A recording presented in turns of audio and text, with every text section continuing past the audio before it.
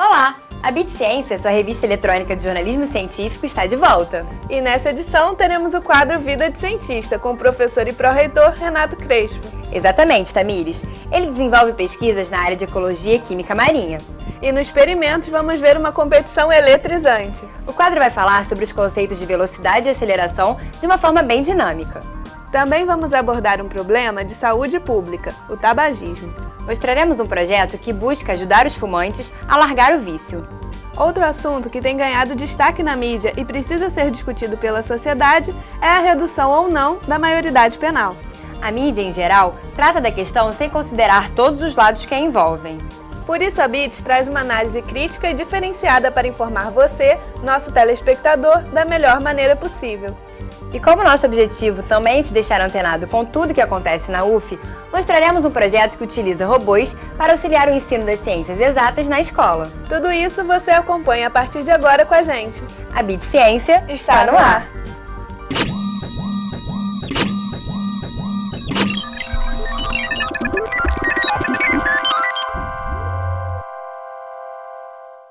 E para começar esta 10ª edição, a Bit Ciência traz um assunto muito importante e que por isso deve vir à tona sempre, o tabagismo. Muitas pessoas não sabem, mas o ato de fumar é considerado uma doença e não um hábito. Na matéria a seguir, descobriremos algumas alternativas para quem deseja largar o cigarro. Uma delas é o esporte. A prática de exercícios físicos é essencial para quem está passando pelo processo de dar fim a esse vício. Vale dizer também que é muito importante que o fumante procure a ajuda de profissionais. Como acontece em um projeto aqui da UF, que auxilia funcionários e seus dependentes a largarem o tabaco. Vamos conferir?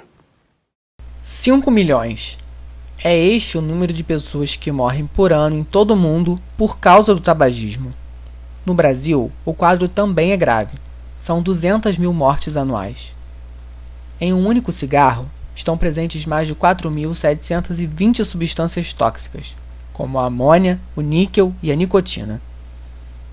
Como consequências à saúde, estão doenças como infecções respiratórias, catarata, impotência sexual, infarto e diversos tipos de câncer.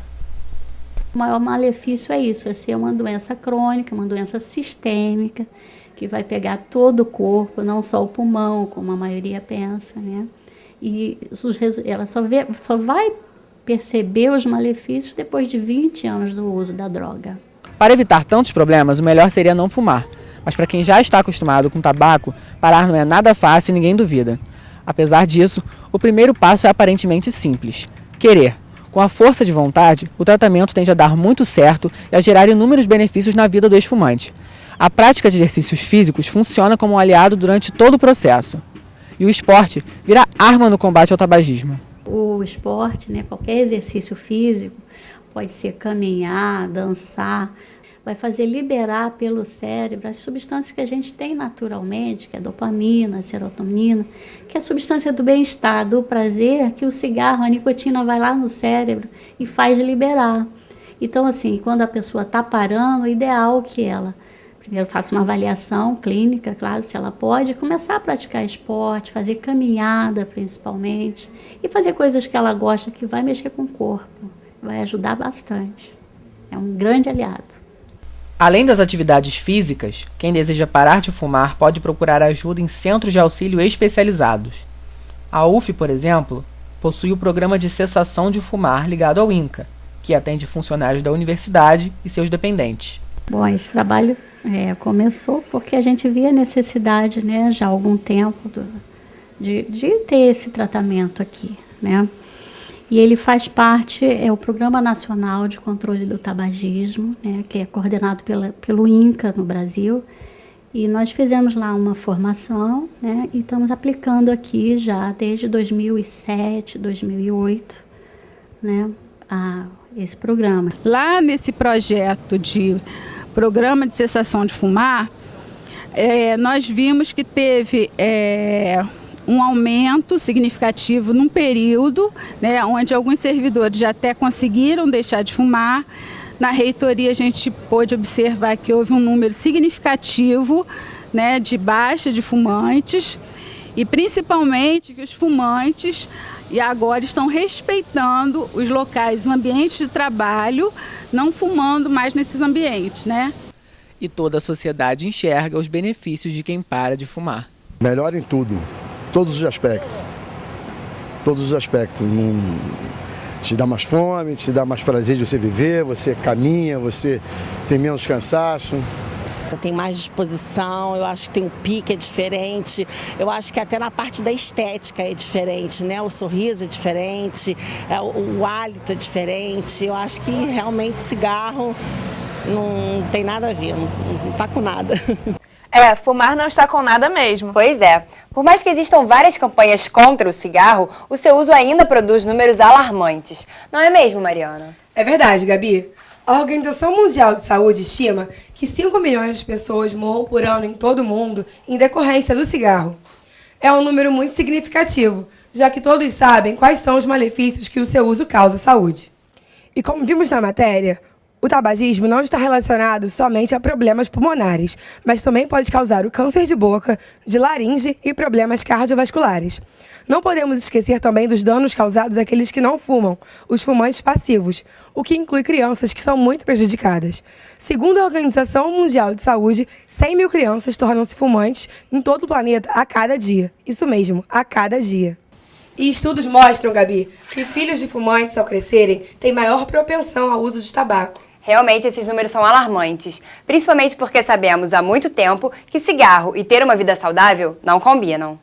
Pois é, mas vamos mudar de assunto agora, trazendo o quadro Vida de Cientista, que nesta edição traz um pouco da rotina do professor Renato Crespo. Na verdade, muitos de vocês já conhecem o professor Renato pelo seu trabalho atual como pró-reitor de graduação. Isso mesmo, mas além de ser pró-reitor, ele também faz parte do Laboratório de Ecologia Química Marinha, que desenvolve projetos que relacionam biologia e química. Sua área principal de pesquisa são as interações químicas que funcionam como uma conversa entre os seres subaquáticos. Com vocês, Renato Crespo.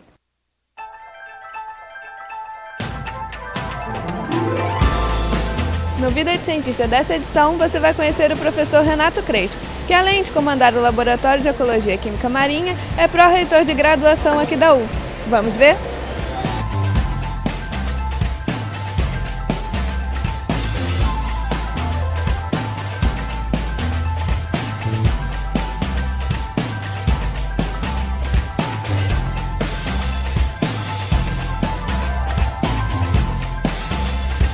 Professor, como é que é esse pró-reitor de graduação? Para mim é uma experiência nova, né? Na verdade, eu sempre lecionei na graduação, também tive atividades de pesquisa, fui vice-diretor de instituto, depois fui coordenador de pós-graduação por 6 anos e meio e depois vim para cá. O que eu vivo nesses últimos 4 anos, que eu fui 2 anos substituto do pró-reitor, é um aprendizado diário, né? O que me motiva é justamente isso, né? De eu estar vivendo uma nova experiência em termos da universidade e contribuir para a construção dessa universidade e particularmente no momento atual que a gente vive uma grande expansão. Como é que é o seu dia a dia, assim? Você vem para cá cedo? Como é que funciona assim sua agenda, geralmente? Varia bastante, né? Apesar de a gente tentar fazer uma rotina, uma regularidade, de maneira geral eu chego por volta de entre 8h30 e 9 horas e vou até o final do dia. Então eu tanto posso ficar o dia todo aqui na reitoria com atividades, com reuniões aqui, como eu circulo pela universidade toda ou mesmo nos polos fora da unidade. Eu não tenho 2 dias iguais, né? Camila, quanto tempo você trabalha com o professor Renato? Eu trabalho com o professor Renato há 1 ano e 3 meses. Ele é um profissional extremamente atualizado, é uma pessoa de fácil acesso, é uma pessoa de bom trato, é uma pessoa aberta, então ele está aberto a ouvir o que as pessoas têm para falar.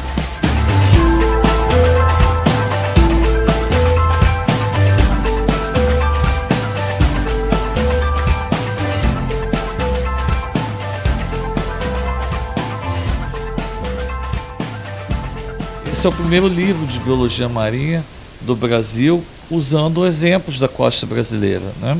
Eu tenho uma parte que é a parte de interação química entre os organismos, que é a parte que a gente chama de ecologia química marinha, mas também tem uma participação em um capítulo de bioincrustação e também tem uma parte de bioinvasão. Eu acho que a partir dessa visão que vocês tiveram aqui, a gente pode então conhecer o laboratório para saber um pouco das atividades que a gente realiza. Professor, o senhor sempre quis ser cientista, desde criança? Como é que Sim, na verdade sempre tive curiosidade um pouco sobre essa questão de ciência de maneira geral. Fiz graduação em biologia, fiz depois um bacharelado em biologia marinha, fiz uma especialização de ecologia química, que é a área que eu atuo hoje em dia. Depois fiz mestrado em botânica, mas trabalhando com organismos marinhos, com algas marinhas, e depois fiz doutorado em química de produtos naturais. Então eu trabalho hoje na área de pesquisa que a gente chama de ecologia química marinha, que é uma área de interface entre química e biologia. Então eu tenho no laboratório tanto estudantes de química, como estudantes de biologia, como estudantes de farmácia, enfim, é um ambiente bastante diversificado. Na verdade, o que eu trabalho, a gente poderia resumir como se fosse uma comunicação química entre os organismos marinhos, né? Não falam, mas tem um tipo de comunicação entre eles. Então existem substâncias que atuam como mediadores nessa interação. Um trabalho da pesquisa começa pela parte, por exemplo, de coleta dos organismos no ambiente natural, depois a gente vem para o laboratório para fazer toda a parte de extração de substâncias, essas substâncias que podem atuar como os mediadores, como eu disse, e depois essas substâncias são incorporadas em estruturas, em alimentos, dependendo do tipo de trabalho, para a gente fazer os ensaios de laboratório para comprovar a atuação ou a mediação química que a gente está querendo evidenciar.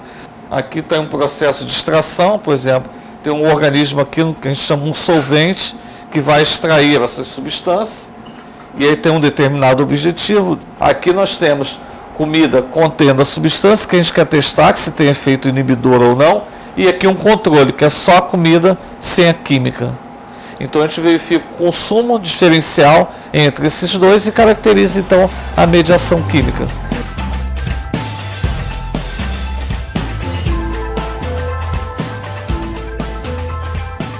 Qual a importância para o meio ambiente da gente entender essas interações químicas e biológicas entre os seres vivos marinhos? Na verdade, o que se pensa hoje, no início, a pesquisa era muito voltada para a questão de defesas químicas contra consumidores, né?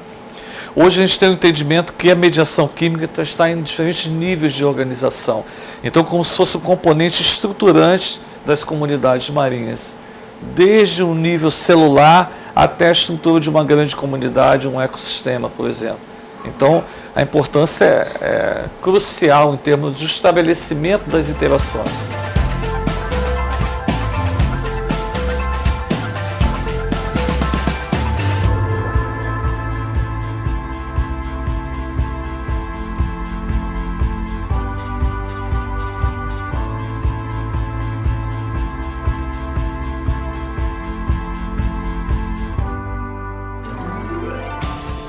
E a sua rotina de trabalho hoje, assim, tendo que conciliar o laboratório, a atividade com o pró-reitor, os alunos, a sala de aula? Nossa, é uma pergunta difícil, né? Na verdade, eu fico mais na pró-reitoria, como pró-reitor, e tento à distância administrar a pesquisa. Não é tarefa fácil, e os alunos mais velhos, como acontece em qualquer lugar do mundo, são aqueles que ajudam um pouco na gestão do laboratório.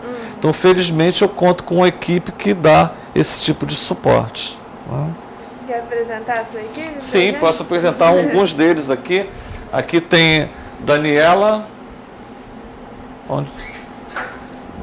Sudati, que é uma das pós-doutoras, que é uma das que comanda um pouco o laboratório, né? Aqui a Luciana, que faz o doutorado, que faz uma parte, embora ela seja aluna de doutorado de um outro colaborador, o professor Ricardo Coutinho. E aqui a Thaís, que está na transição aí da graduação para o mestrado. Então, eu trabalho com o Renato, eu acho que desde 2002, quando eu vim para cá fazer o meu mestrado. Desde então eu fiz o mestrado, o doutorado e agora eu estou no pós-doutorado.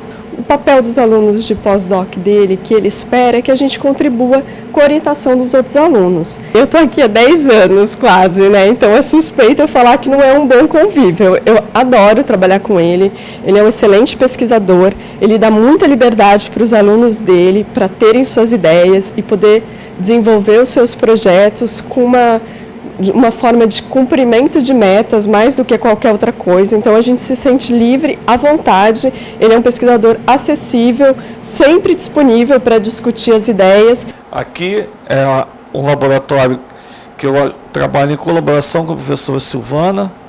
Ela comanda o laboratório, a parte química, e depois nós vamos ver o trabalho na parte biológica, a parte de bioensaios. Vamos lá?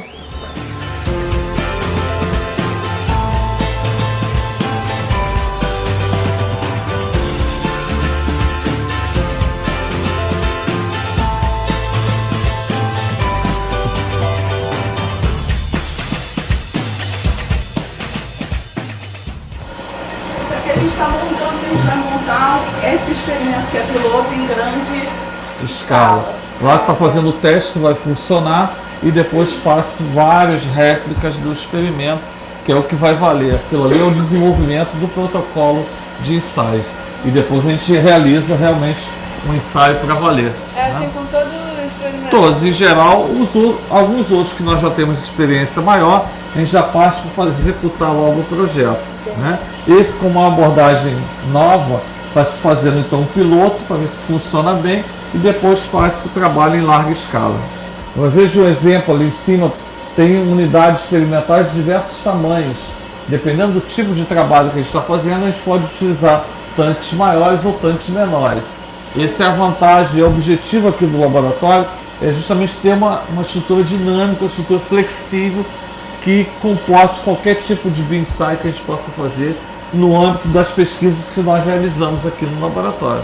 Pesquisar é algo que demanda muita paciência, né? Assim, às vezes tem frustrações, às vezes tem mais alegria. Sim. Você tem alguma história assim de grande alegria, de grande... Não, na verdade a gente vive isso o tempo todo aqui no laboratório, né? Porque como a gente trabalha com pesquisa com um organismo vivo, a cada semana você pode ter decepções e alegrias numa mesma semana, né? Porque às vezes a gente monta um bioensaio, os organismos não se comportam da maneira desejada e às vezes a gente não sabe a razão por que um morreu ou por que o experimento não deu certo e a gente tem que estar repetindo, aprimorando. Isso faz parte da nossa rotina aqui no laboratório. Às vezes o trabalho de campo, que a gente chama o trabalho de coleta, é um trabalho pesado, né? Exaustivo às vezes, mas compensa e é agradável trabalhar no ambiente aberto, né? Mergulhando, coletando os organismos, e aqui toda uma rotina também de laboratório que às vezes não é fácil, né? Professor, assim, na sua família tem alguém da área de ciência? Não, que te inspirou? não tem ninguém da área de pesquisa. A minha esposa que trabalha um pouco nessa área de pesquisa, de educação, né? E assim, o que te inspira? Não, o que me motiva é essa curiosidade de ver como que, no caso específico, como que os organismos interagem com uma química, né? Como eles não têm como falar, eles têm que conversar de alguma forma, né? E o diálogo é feito através dessas moléculas. Esse que é o ponto-chave do trabalho. E na verdade o que eu sonho é continuar fazendo o que eu faço, né? Continuar formando as pessoas, continuar orientando, continuar publicando. Porque na verdade o que eu tenho conseguido mesmo como pró-reitor, eu tenho conseguido manter essa atividade de publicar, de pesquisar, de estar nos eventos, estar fazendo palestra, estar orientando. Isso para mim continua um estimulante, né?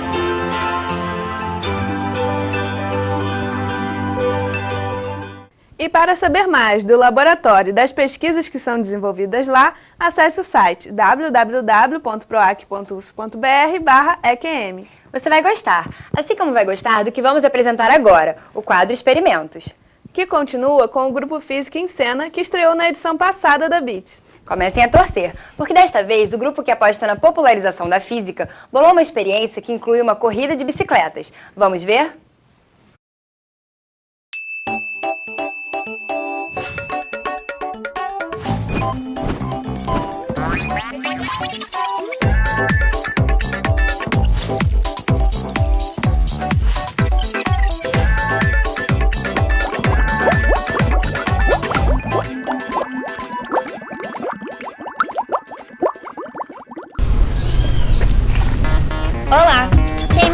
correu para não chegar atrasado a um evento ou andou mais devagar numa viagem de fim de semana?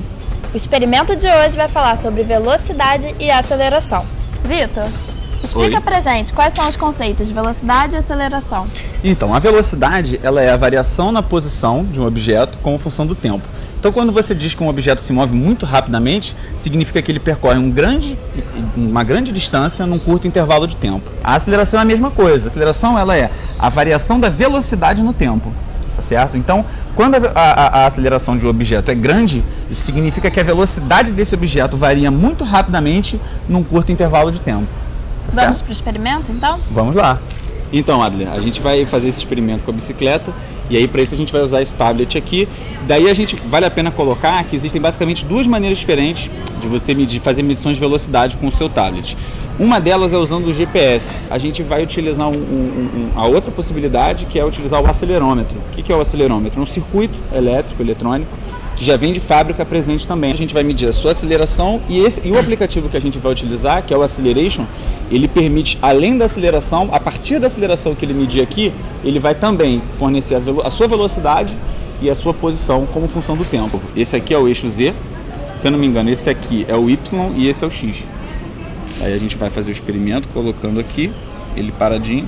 Nós vamos fazer uma competição para ver qual arrancada vai ter a maior aceleração. Você vai usar essa bicicleta aqui.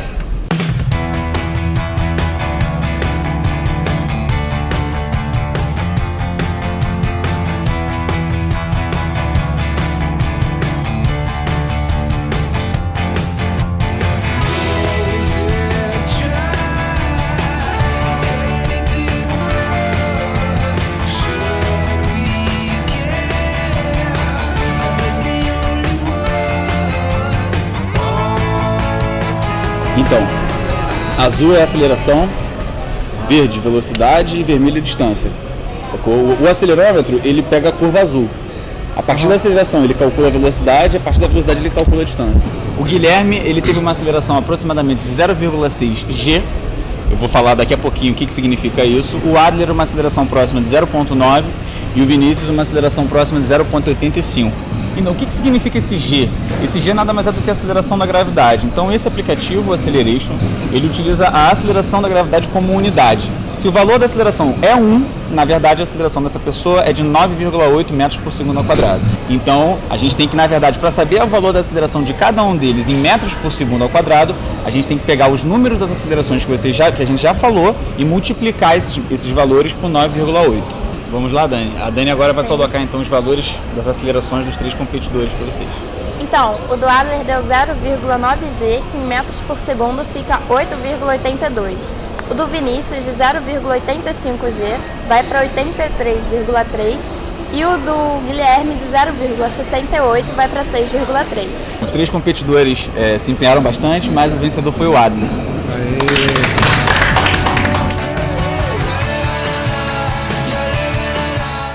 O experimento de hoje fica por aqui. Obrigada, Vitor.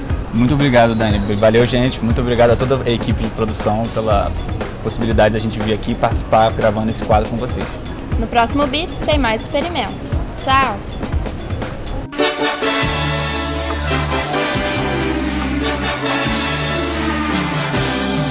Eles são muito bons mesmo. Todo mundo se divertiu. Inclusive nós. E continue com a gente, porque a Beats faz agora um rápido intervalo, mas já volta.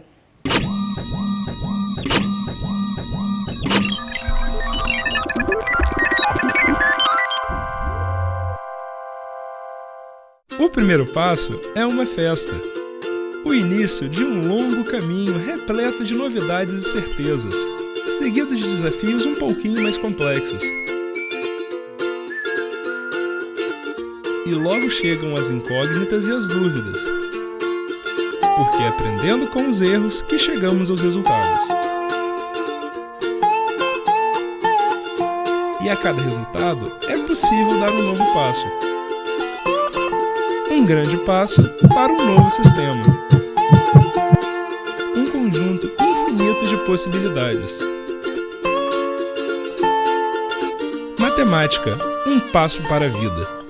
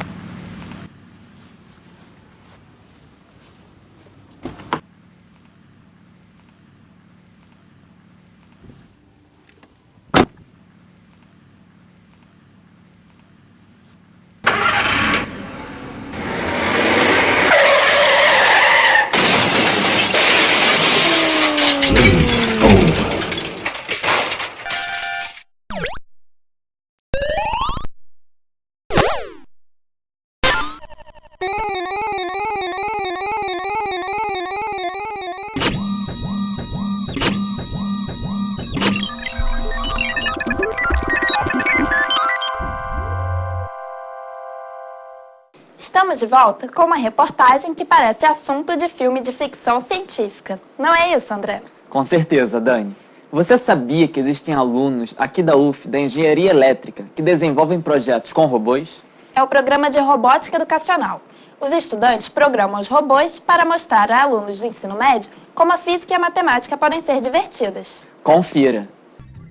Desde os anos 60, já se imagina como seria viver em uma sociedade na qual os robôs façam parte do cotidiano. O desenho animado Os Jetsons se passa no ano de 2036, um futuro utópico no qual os robôs realizam diversas funções, inclusive muitas atividades domésticas. Embora a realidade ainda não seja exatamente como as animações nos mostram, robôs construídos por Legos já estão presentes nas escolas. Os professores de matemática e física que querem atrair os alunos para as disciplinas já podem contar com a robótica para transmitir o conteúdo de uma forma mais dinâmica. As aulas de robótica também não só visam o ensino de robótica e ensino de programação, ensinam complementar a aula de física e matemática também. Porque assim, muitos alunos veem física e matemática de uma maneira chata e tediosa. Esse projeto de robótica educacional mostra que também a física e matemática pode ser enxergada de uma maneira legal e diferente. E também vai fomentar as pessoas a quererem fazer engenharia, que é muito interessante, que é uma área muito carente no Brasil hoje em dia. Os alunos acham muito interessante, principalmente quando a gente coloca os robôs para brincar e fazer algumas tarefas. Eles acham muito interessante. Você vê que eles têm sede de conhecimento. Eles veem que é uma coisa que assim, parece que é difícil, mas quando a gente mostra que não é, eles querem aprender aquilo. O PET, Programa de Educação Tutorial, incentiva a atividade acadêmica nas áreas de ensino, pesquisa e extensão. O projeto de robótica educacional da Engenharia Elétrica da UF objetiva passar os conceitos de física e matemática para estudantes em salas de aula através do uso de robôs.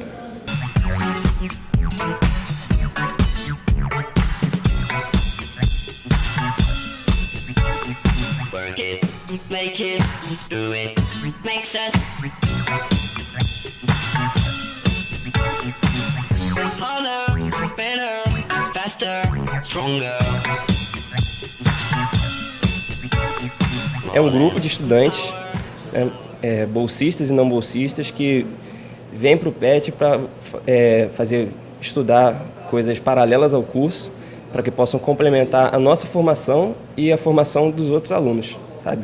Aí, além dessa parte, tem a parte social também do nosso grupo, que não só levar o conhecimento que a gente aprende aqui para os outros alunos da graduação, mas também para a sociedade, de alguma forma. Os estudantes utilizam o Lego Mindstorm para montar e programar os robôs a fim de que realizem diversas funções. O Lego ele possui uma interface própria, um software próprio, que a gente consegue fazer a programação dele de uma forma mais simples, porque essa programação, diferente das mais convencionais, ela é uma programação muito visual, programação em bloco, que a gente chama, que você consegue ver imagens ilustrativas daquilo que você quer que o seu robô faça. Então você consegue fazer um passo a passo bem detalhado, sabe, do robô. Basicamente a gente faz as programações em cima de motores e dos sensores, que vão governar toda a ação dos nossos robôs. Também tem a emissão de sons, a gente tem sensores sonoros, temos sensores também ultrassônicos, que a gente consegue detectar a distância. A gente tem sensores de luz, que eles conseguem fazer distinção de cores também e de luminosidade. A gente também tem alguns sensores de rotação e dentre outros.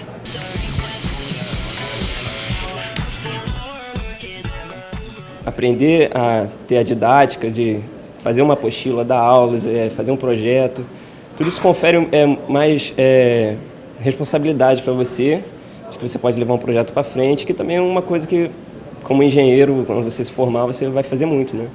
Então, é uma habilidade que a gente aprende aqui, que com certeza vai valer muito a pena lá para frente. Alan Kay é um importante cientista da computação, conhecido por ser um dos inventores da linguagem de programação.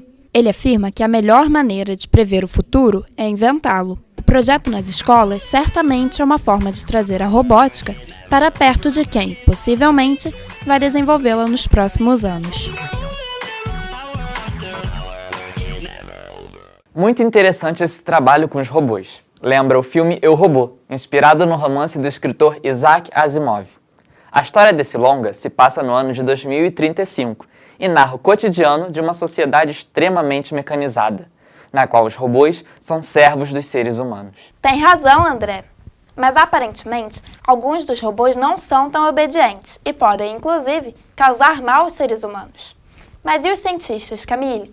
Já conseguem produzir esse tipo de tecnologia? Não da forma como a ficção nos mostra, Dani, mas atualmente diversos países desenvolvem pesquisas com robôs. O protótipo REN, desenvolvido pela empresa Power Robotics, por exemplo, foi idealizado para servir como um guia turístico. Ele é capaz de criar mapas, reconhecer rostos e responder às perguntas feitas por usuários. Batalhas entre robôs acontecem em todo o mundo e são um divertimento e uma forma de pesquisa para os cientistas. Enquanto isso, nos laboratórios americanos, os pesquisadores já trabalham para desenvolver robôs domésticos. Os engenheiros afirmam que as máquinas terão preços acessíveis e, portanto, serão consumidas em massa. Esses robôs poderiam substituir a mão de obra humana nas mais diversas áreas. Sem dúvida, a robótica ainda guarda muitas surpresas para o futuro. Caberá a nós, que somos feitos de carne e osso, orquestrar essas inovações para que sirvam de melhor maneira à sociedade. Com certeza, Camille. Por isso mesmo, adorei fazer essa matéria sobre robótica. Também gostei muito. Mas agora vamos falar de um assunto que continua polêmico no Brasil: o debate sobre a redução da maioridade penal. É um tema discutido desde o início dos anos 90 e que recentemente voltou à tona com muita força. Desta vez, até figuras públicas, como o governador de São Paulo, Geraldo Alckmin, chegaram a defender mudanças para a legislação para os casos mais graves e reincidentes. Esta situação de opiniões tão divergentes que motivou a reportagem de Gabriela Vasconcelos. Afinal, esse é o assunto que precisa ser amplamente debatido por toda a sociedade. A redução da maioridade penal há muito é falada no Brasil.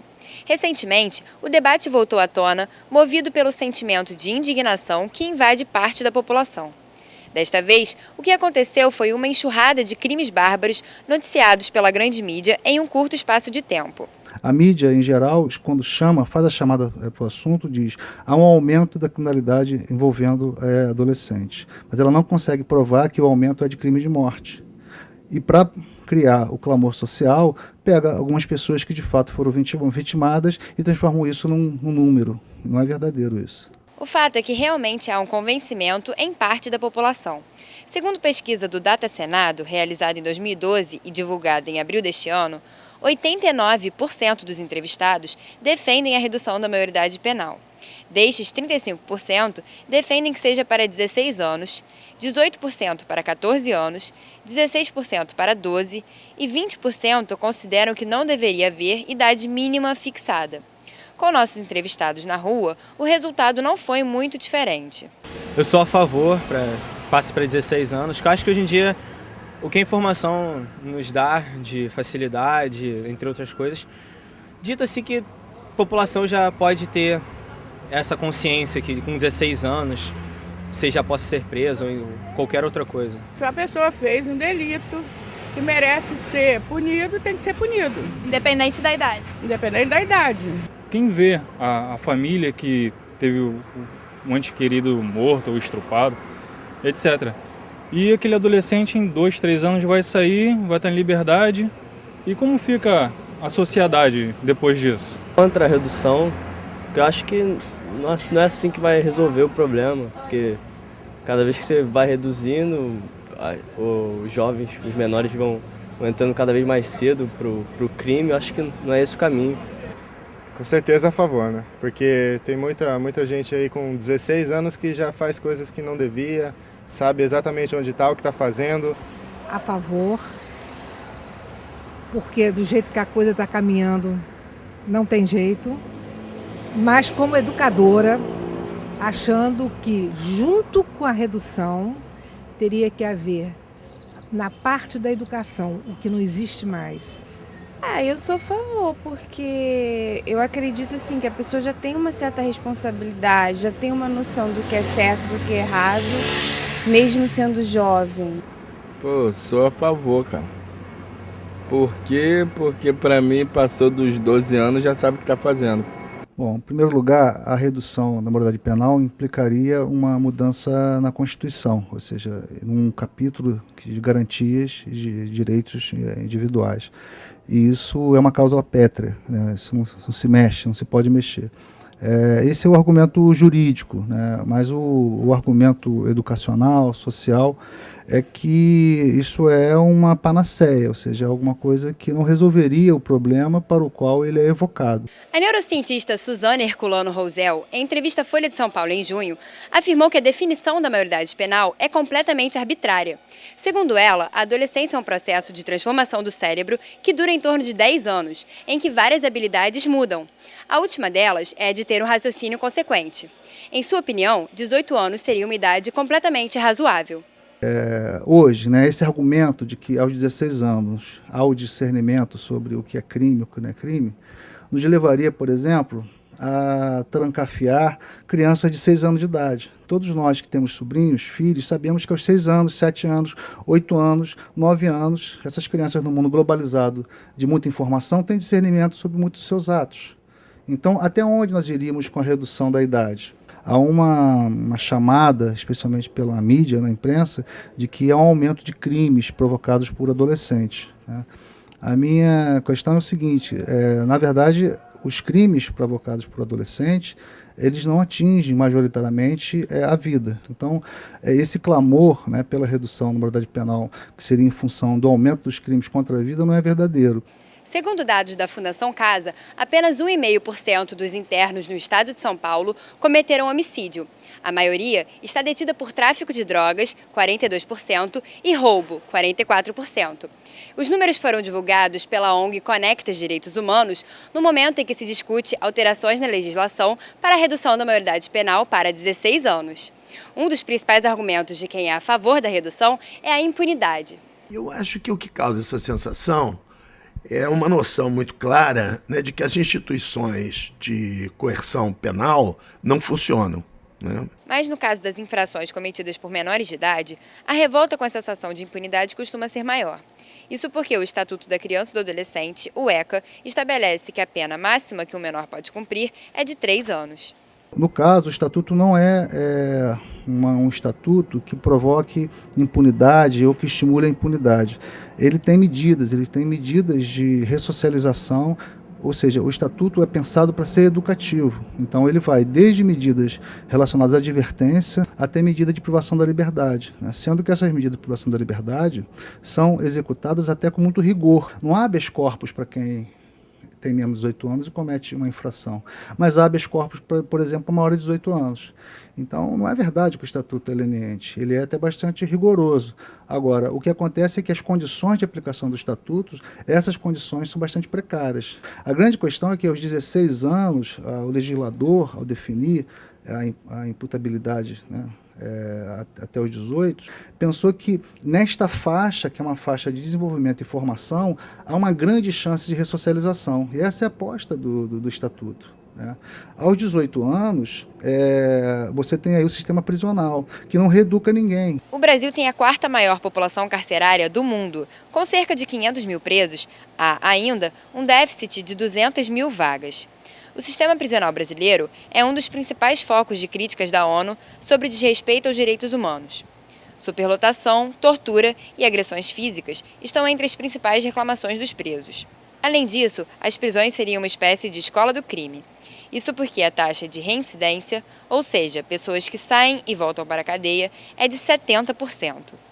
A redução da maioridade penal, além de não resolver o problema, né, da violência, vai jogar de maneira muito precoce adolescentes para um sistema falido, que é o sistema prisional. Ou seja, vai aproximar muito rapidamente adolescentes que ainda tem mais chance de ser ressocializado num ambiente mais acolhedor e mais educativo, vai colocá-lo nas mãos de criminosos profissionais. As pessoas ficam depositadas ali, como se fosse um depósito de jovens.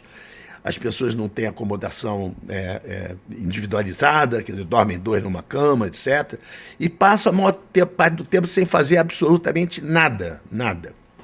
Ora, você colocar um jovem, né, de 14 anos, 13 anos, 12 anos, 16 anos, num lugar sem fazer nada o dia inteiro, durante um período grande de tempo, vamos e convenhamos aí que não deve sair boa coisa nisso, porque ele precisa estudar, não é isso? Ele precisa se ocupar, ele precisa prender alguma coisa para fazer, etc. E não há, de novo, a gente volta para aquele lugar. Não existe nenhuma condição das pessoas fazerem isso. Então, de novo, essa história, quer dizer, essa prisão que a gente tem não é uma penitenciária, não é um lugar para recuperar as pessoas, que seria, note bem, a justificativa de mandar a pessoa para a prisão, seria para recuperá-la. A gente sabe que não recupera, mas do jeito que ela está, ela não é mesmo para recuperar, quer dizer, para a pessoa sofrer, né? Então o Estado está se vingando das pessoas que cometeram infrações indiscriminadamente, porque de umas pessoas, né, de uma classe de pessoas ele se vinga de um jeito e de outra classe de pessoas ele trata de outro jeito. Não por causa do que as pessoas fizeram, mas por causa do status, né, dessas pessoas. Então, de novo, essas casas de detenções são ineficazes do ponto de vista que elas se propõem, que é de recuperar esses jovens, né, para o convívio social. Nesse sentido, caímos em outra problemática que a redução da maioridade penal toca: a criminalização da pobreza e também dos jovens.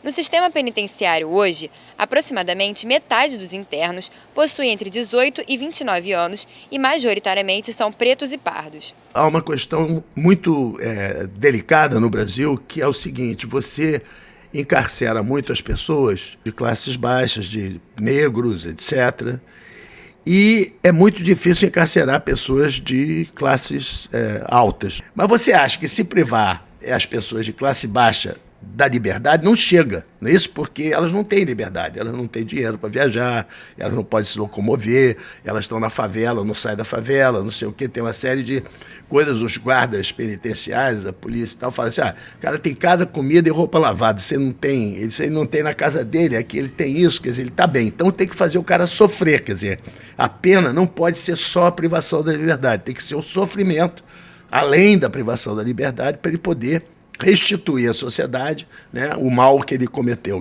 E, por outro lado, as pessoas de segmentos mais altos, onde a pena de privação da liberdade seria uma pena efetivamente, o jeito de ficar preso, elas não vão para a cadeia, né? Então, essa pena de privação de liberdade do Brasil não existe na sua aplicação própria. As classes médias fazem de tudo para retirar os seus adolescentes das garras da lei, quando eles cometem alguma infração. A pergunta é, se majoritariamente os crimes ou infrações fossem cometidas por adolescentes de classe média ou classe alta, haveria esse clamor? Ou este clamor é porque é um clamor para trancafiar os jovens pobres? Essa é uma pergunta que a sociedade tem que se fazer. Esse debate da redução da maioridade penal, ele é um debate superficial, quer dizer, as razões do problema não estão na criminalidade juvenil. As razões do problema estão, por exemplo, na crescente circulação de armas no mercado, né? A gente tem um estatuto de desarmamento que precisaria ser eficaz. A gente tem uma política antidrogas que é ineficaz. Enfim, nós temos uma situação social que leva ao crime. Tem uma medida societária geral, né, que é pensar em o que produz o crime, né? A desigualdade social produz.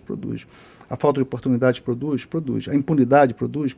Então, isso tudo tem que ser pensado. Então, isso é um debate geral. É por isso que eu acho que esse debate da redução da maioridade penal é um debate à flor da pele, um debate emocional, um debate que todos nós temos, assim, muitas vezes, dificuldade de arrumar nosso quarto, não temos? E, por vezes, dá vontade de abrir o armário e jogar tudo lá dentro e fechar a porta. Redução da maioridade penal é exatamente isso. É não resolver o problema da arrumação da sociedade e colocar as coisas fora da vista. Ou seja, as pessoas querem tirar o problema de fora da vista e colocar num sistema falido, que é o sistema prisional. O fato é que o debate da maioridade penal está longe de ser solucionado. Enquanto parte da população defende essa redução como forma de solucionar problemas de segurança pública, muitos especialistas são radicalmente contra. É uma questão importante e profunda, que precisa ser muito estudada e debatida antes que qualquer decisão seja tomada. Como puderam ver, o debate continua. E qual é a sua opinião? Diga o que você pensa através do nosso Twitter e do nosso Facebook. Sua posição será muito bem-vinda e com certeza vai enriquecer este debate e ajudar as pessoas a conhecer o que o brasileiro pensa sobre o assunto. Não é, Laís? É verdade. O fato é que a violência é ainda um problema sem solução no país. Os índices continuam a crescer sem que o cidadão comum tenha o vislumbre de qualquer solução no horizonte. E como vimos na reportagem, muitas pessoas acreditam que um caminho para combater a violência seja a redução da maioridade penal. O problema é que esta questão esconde dados gravíssimos. Um deles é o valor da vida no país. Muitos assassinos confessos, por exemplo, nem sequer chegam a ir para a cadeia e, quando vão, podem cumprir penas de 5 ou 6 anos graças ao regime de redução progressiva. Comparado ao tempo que os menores passam nas unidades socioeducativas, a diferença é muito pequena. Então, será que não seria o caso de nos concentrarmos em uma campanha de tolerância zero para assassinatos e uma punição realmente justa? Se você quer ter uma posição baseada em dados do sistema prisional brasileiro, acesse a página da BITS. Lá você vai encontrar indicadores reais e reflexões de pensadores. É importante lembrar também, Laís, que o Brasil sempre foi um país marcado pela violência, como na época da ditadura militar. Um projeto que visa recuperar as memórias dessa época é o blog Afasta de Mim Esse Cálice, coordenado pelo professor e jornalista João Batista de Abreu. O endereço é www.uf.br/cálice. Você conhece, André? Conheço sim, e é mais uma boa oportunidade para aprendermos sobre a história do nosso país. Com estas informações, encerramos a Bit Ciência desse mês. E você já sabe, pode rever as reportagens no nosso site, que é www.bitciencia.uf.br. Não só rever, como também participar, enviando sugestões de pautas e a sua opinião sobre a nossa revista, que está sempre aberta para as boas ideias. O que as pessoas não podem deixar de ver na próxima edição da BITS é a reportagem especial sobre o autismo, doença que atinge milhares de pessoas no Brasil. Graças aos esforços de alguns profissionais e à profunda dedicação dos pais, muitas barreiras têm sido superadas. Outra boa notícia relacionada ao autismo é a recente sanção da Lei 12.764, batizada de Lei Berenice Piana. Ela assegura aos autistas os mesmos direitos das pessoas com necessidades especiais. Então, só para você, vamos adiantar um trecho da reportagem realizada por Tamires Alves e Daniela Reis.